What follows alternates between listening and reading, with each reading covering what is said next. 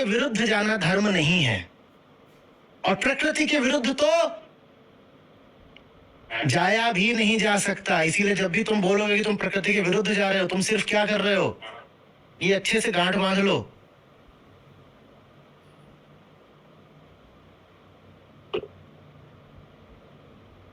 किसी की सच्चाई भले ना पता चल सकती हो, पर किसी का पाखंड तो इस एक बात से ही पकड़ा जा सकता है। इस बात से वो बोले अगर कि मैं मिस्टिकल हूं, पराभौतिक हूं, सुपर नेचुरल हूं, यहां कुछ सुपर नेचुरल। झूठ को पकड़ने का बहुत साधारण तरीका है जादू और चमत्कार। जहां चमत्कार पाओ वहां जान लेना है धर्म नहीं है।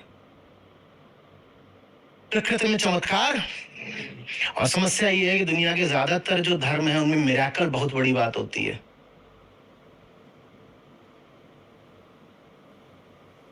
ईसाईयत में तो संत की पदवी ही आपको तब तक नहीं दी जाएगी जब तक आपको चमत्कार करके ना दिखा दो। और चमत्कार का अर्थ यही होता है सुपर नेचुरल, प्रकृति से अतीत, प्रकृति से आगे, जो हो नहीं सकता प्रकृति के नियमों में, पर हमने करके दिखा दिया। छू करके मुर्दे को जिंदा कर दिया, बैठे बैठे बता दिया अच्छा तो तुम मेरे पर्स में हाथ डालने के बारे में सोच रहे हो। ओ, तुम जगदलपुर गांव से आए हो ना। ये तो आप सोच रही हैं कि कल खाने में भिंडी बनाएंगी। नहीं हो सकता तो नहीं हो सकता। या कि चेरा जी को पकड़ा, बाबा जी बैठे हैं बढ़िया भीतर, एकदम सफेद वस्त्र धारण करके। कितने साल पुराने हैं बाबा जी? ये पुराना चुटकुला सुना होगा, बहुत चलता है। बाबा जी कितने साल पुराने हैं? बोले क्या नहीं सकते हैं, बता नहीं सकते, कुछ पता नहीं है इनका, प्रकृति से पहले से हैं।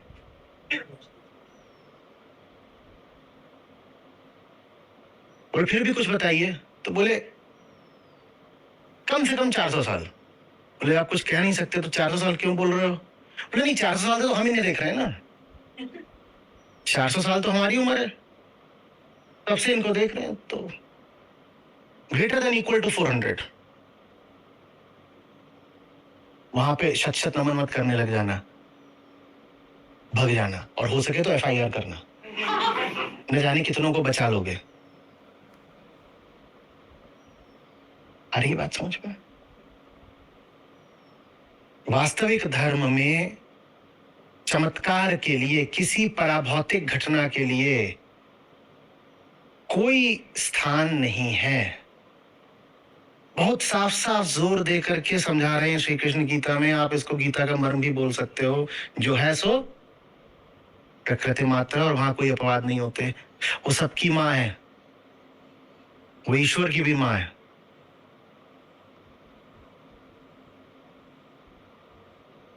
जानते हो ना, ब्रह्मा को भी मरणशील माना गया है।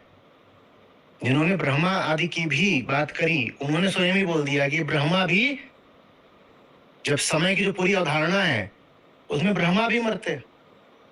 और साहब तो गा ही गए, क्या गा गए हैं, दिव्य जी सुनाएंगे।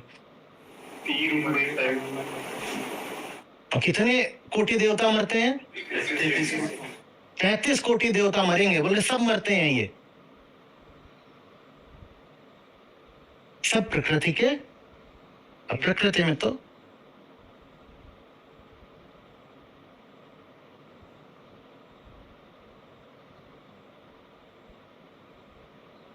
बता रही समझ में, सहज होना ही मुक्ति है। महान नहीं होना है, बाबा जी नहीं होना है, कुछ ऐसा करके नहीं दिखाना है जो एकदम निराला हो। उल्टी बात है, निर्विशेष हो जाना है, एकदम सहज, एकदम साधारण, जैसे सागर में बूंद, जिसका कोई पृथक अस्तित्व तो हो ही ना, एक हूं, बिल्कुल अलग नहीं हूं, कुछ विशेष नहीं है। सागर की बूंद में बाकी बूंदों की अपेक्षा कुछ विशेष होता है क्या? तो वैसा हो जाना। लेकिन ये बात फिर खतरनाक है, जुन्नू